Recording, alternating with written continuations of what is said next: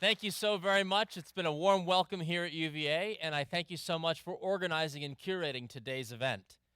You know, there has never been a better time to be an entrepreneur and an innovator than right now.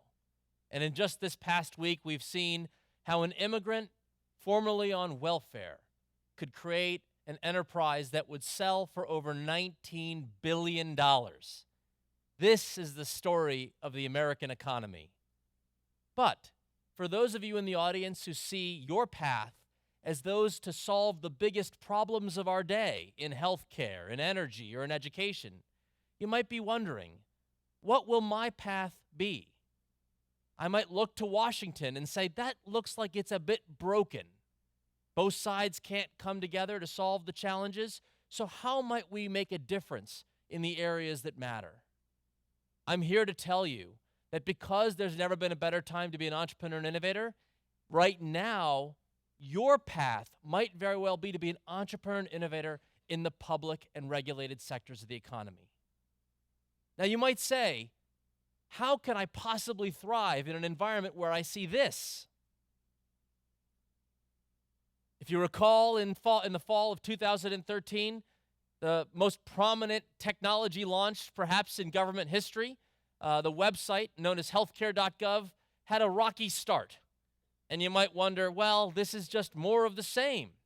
Might this be an example that we can't quite get that spirit of entrepreneurship and innovation right in the public sector? That somehow we figured this stuff out in the social media and broader technology industries, but geez, if only we could do this in government. You might add to the cynicism of our country when you read the stories about that particularly challenging launch. But if you scratch beneath the surface, I'm here to share with you stories of a much more optimistic future. Stories about the growing number of entrepreneurs and innovators who are coming into Washington, to state capitals, and to local mayor's offices, all built on the principle that they can bring these lean startup principles into the public sector. You know, on day one, President Obama said that he'd make government cool again. And part of the way he had done so was to open the door to welcome entrepreneurs and innovators to take on new roles. I, as one example, served as the chief technology officer reporting directly to the president. But a growing array of entrepreneurs inside the government that never had a chance to shine, as well as those from the outside who came in, joined forces and entered Washington with a bit of a new mantra. A mantra that they could make their own path in solving the challenges of our day. Now you might say, how have these folks had a particularly impactful role in these last several years? Well, I might want to start with a conversation about Healthcare.gov again. But this time I want to tell you the story about a young man named Ed Mullen. During the debate on healthcare reform, Ed Mullen, a designer in New Jersey, had a bit of a simple idea. If only the American people could see what the new healthcare bill would mean for them. Without any prompting, without any government procurement, Ed decided to design his own version of what the Healthcare.gov site could look like before there was even the name Healthcare.gov in the law. Ed designed a site and decided to tweet his final product.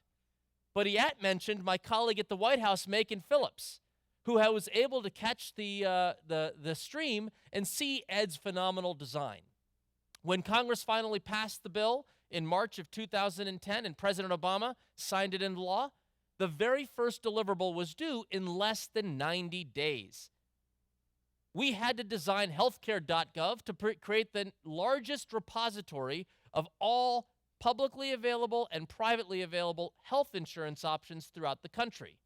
No such database had ever been organized, and no such information had ever been gathered to share back with the American people. Information like how frequently does this particular health plan deny folks access to the service? Or how often does this particular plan upcharge people because of their past medical history? Because of Ed's entrepreneurial instincts and the fact that he got the attention, he was given the opportunity to join a lean government startup whose mantra was to build, to rapidly prototype, to learn and improve in a continuous fashion the capabilities of this website known as Healthcare.gov.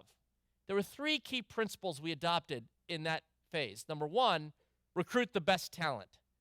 That came from entrepreneurs like Ed Mullen, but it also came from the brilliant minds who worked inside HHS for all those years, who didn't have the chance to show their talents because of traditional models of operation and bureaucracy. A lean government startup led by my successor, Todd Park, as well as Macon Phillips, put together this ragtag team to organize that large and successful database of every health plan in the country. But that was just one principle. The second was to rapidly prototype. They thought they could add features and stage them over time so that when they launched on July 1, they didn't have to have all the information available. In fact, they decided to build just with the list of the plans and then said, hey, let's add pricing and other data in the months to follow. Last, but certainly not least, they came up with the principle that we should open up all of this information so that perhaps 90% of the folks who would benefit from the data on Healthcare.gov would never have to visit Healthcare.gov. And if you take a look, today, U.S. News and World Report launched a website called the Health Insurance Finder, and it is 100% powered by the data from the original Healthcare.gov. An example of a lean government startup in practice. Also in the first term, President Obama created a brand new agency, the Consumer Financial Protection Bureau. But this particular agency had a choice. Would it be the first agency of the 21st century embracing these lean startup principles and how it operated? Or would it be just the last vestige of the old ways of doing business? Now, Senator Elizabeth Warren and I chatted early in the design of this new agency, and she said, I want the former. Dispatched my deputy to serve as her interim tech leader, and the team went about a pretty robust fashion to say, how might we adopt these principles in the operations of our agency? The first deliverable from the agency was to simplify the mortgage disclosure form. That which had led to misinformation and bad decision-making on the part of consumers as well as the mortgage lending industry, to kind of come up with a simplified way to have people aware of the risks and the opportunities when they pursue that loan. Well, it would take 2 full years for the agency to even have the authority to issue new rules. But in the spirit of lean startup, the Consumer Protection Bureau decided to hand the pen to the American people. They launched a website, Know Before You Owe, and they invited the public to take a look at sample disclosure forms and offer feedback. Over 17,000 Americans participated over the course of several months in multiple iterations of these forms. And you can see a sample of the heat map where the data that's collected about where people found information to be confusing or helpful was gathered and used in designing the next iteration of the form. So much so that President Obama was able to announce when he launched the Homeowners Bill of Rights, the simplified disclosure form built by the American people before the document had even gone through the formal regulatory review process. This spirit not only involves the internal story of government, but also its relationship to the American people. Ergo, the challenge of helping veterans find jobs who are coming home from Iraq and Afghanistan. President made a call to action to employers all across the country. Will you help identify those job postings that you felt you could make a specific hiring commitment to say to veterans, we want to try you out for these roles? In a lean startup fashion, within 90 days, that's the mantra, we identified a way that all of the employers in America could very simply and easily communicate a veteran hiring goal or priority in the job postings that they have on the internet itself. Collaborating to form a new standard to reflect veteran hiring commitments on the internet, we launched the job posting schema and the Veterans Job Bank. From the president's announcement in August to the goal of doing such a thing to its live starting point in November.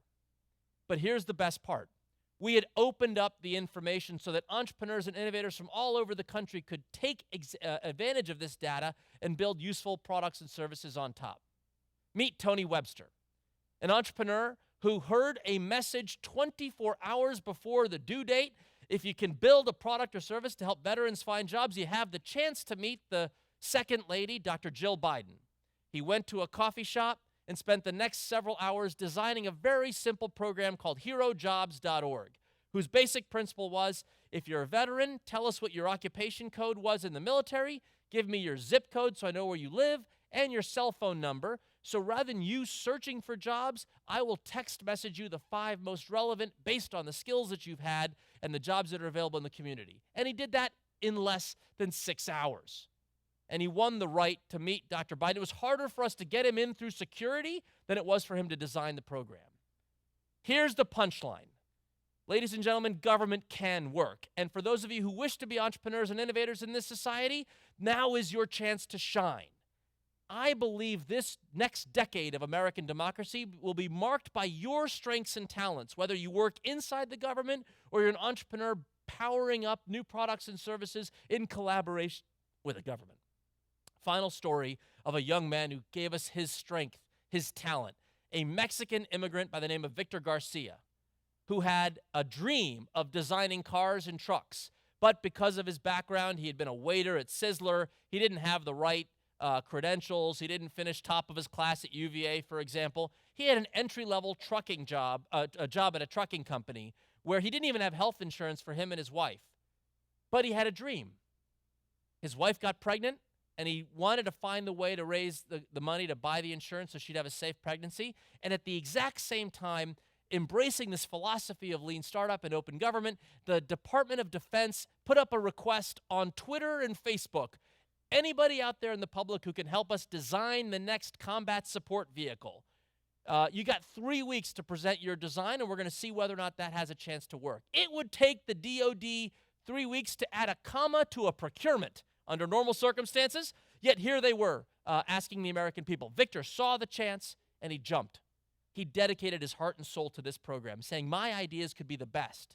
And sure enough, 19,000 people got the word, and Victor's emerged at the top of the heap. Not only did his design come out on top, but within months, a ragtag team of manufacturers, of builders, who had never met Victor before, took his design and put it into production, such that in June of 2011, we had the chance to invite Victor and the team, months after his even ideas had been surfaced in his head, to present to the President of the United States their final creation. We have talent in every corner of the country. And in this era of lean entrepreneurial thinking, of applying the principles of lean startups to the public sector, you and your path will help to solve the biggest challenges of our day. Thank you very much.